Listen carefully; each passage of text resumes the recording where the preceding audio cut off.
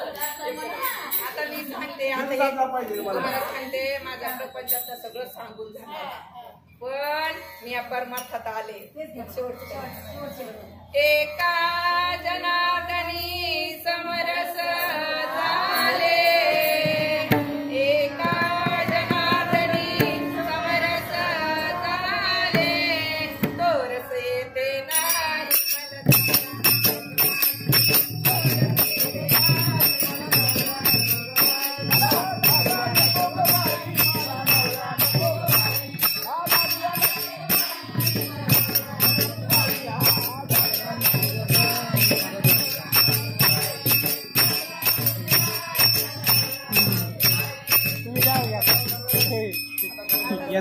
काही राहिलं नाही.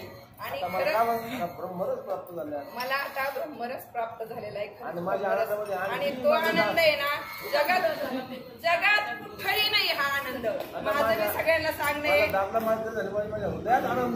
माझ्या हृदयात खरंच खूप आनंद झालाय, माझ्या हृदयात आनंद व्हावे ना, आणि हा आनंद सगळ्यांना प्राप्त व्हावा हीच माझी आज आषाढी एकादशी दिवशी पांडुरंगाचरणी प्रार्थना. आणि तुम्हाला मला खरंच सांगायचं की हा संसारातला दादला नवरा हे म्हणजे याच्यावर घेऊ नका तुम्ही. आपलं हे दादला नवरा आणि बायको म्हणजे कोण, तर नवरा म्हणजे काम आणि बायको म्हणजे वासना. आपले हे शरीरातले जे षडविकार आहेत, काम, क्रोध, मद, मत्सर, मोह आणि लोभ, हे आपल्या शरीराचे बाहेर गेले पाहिजेत. आणि आपण हे संतांनी काय केलं की आपल्याला अशा प्रकारे भारूड रचून हसवायला लावून आपल्यापर्यंत हा त्यांचा निरोप पोहोचवला किंवा त्यांचे ज्ञान आपल्याला पोहोचवण्याचा प्रयत्न केला.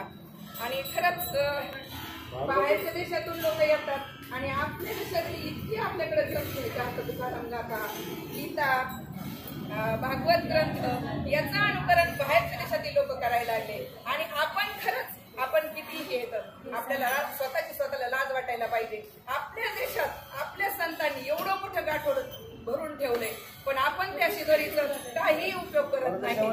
बाहेरच्या देशातली मुलं म्हणतात A for Arjun, B for ball, C for A for Arjun, B for Balram, C for Chaitanya, D for Damodar. आपल्या देशातले मुलं म्हणतात A for apple, B for ball, A for cat, B for dog. आणि खरंच आपल्या मुलांना खरं आपली खरंच किती म्हणजे आपल्याला स्वतःला किती लाज वाटायला पाहिजे. आपल्या घरात आपले काय संस्कार ठेवले आपल्याकडे असून आपलं म्हणजे कसं कमळातून ब्रह्मरस सेवन करून त्या अज्ञानापासून ज्ञानापर्यंत नेते, पासून गाढवापर्यंत नेते, हो पासून गाढवापर्यंत नेते आणि अज्ञानापासून ज्ञानापर्यंत. माझ्यासाठी संत चांगले भेटले म्हणून मला अज्ञानापासून ज्ञानापर्यंत नेलं. तसंच सगळ्यांना न्यावं पांडुरंगाची ही प्रार्थना. आणि खरंच आपलं असे बाहेरच्या देशातले कमळातला रस सेवन करतात आणि आपण आपल्याला वाटतं माझं एवढंच डबतोय बेडकावाने डुक डुक डुक डुक तिथंच उड्या मारतो. आपण खरंच म्हणजे आपल्याला स्वतःच लाज वाटायला पाहिजे आपण असे का आहोत म्हणून. कारण बाहेर संस्कृती पाहिली तर खूप वाईट वाटतं. त्यांचं पाश्चात्य संस्कृतीची इतकं अनुकरण व्हायला लागले, कपड्यापासून तर बार सगळ्या गोष्टीपर्यंत खूप अनुकरण झाले. आणि हे अनुकरण खरंच आपण असे जर भारुड आपण मला तर येत नाही, मी आपलं थोडंसं छोटं सादर करायचा प्रयत्न केला. पण पहिले जसे भारुड होत होते तसे असे भारुड आपल्या देशात व्हायला पाहिजे. तर आनंद तर येतो, असं तर लोक नाही येत. गीता वाचायला चालू म्हणलं नको बाई मला लई काम आहे, काही करायला चालू म्हणलं नको बाई मला लई काम आहे. पण भारुड जर केलं आणि भारुडाद्वारे जर हे सांगितलं तर त्यांच्यापर्यंत नक्कीच पोहोचेल, हा मला अशी माझी खात्री आहे. आणि खरंच जनजागृती झाली पाहिजे. संतांनी आपल्याला किती आपल्याला म्हणजे ज्ञानाचा सागर आहेत संत, प्रबोधन होतं आणि असंच हे केलं पाहिजे. आणि मी असं छोटस एक माझं भारुड मी माझं सादर केलं.